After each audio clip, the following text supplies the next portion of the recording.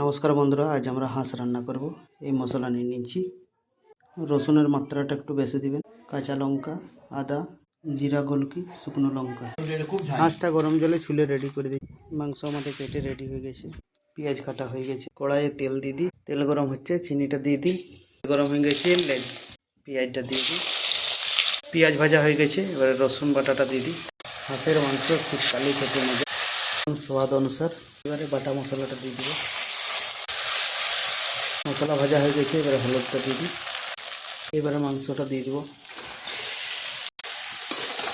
মাংসটা এখন কষা হচ্ছে।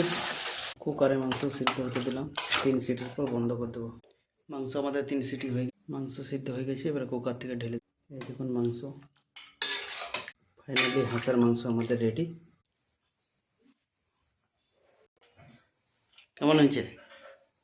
হ্যাঁ।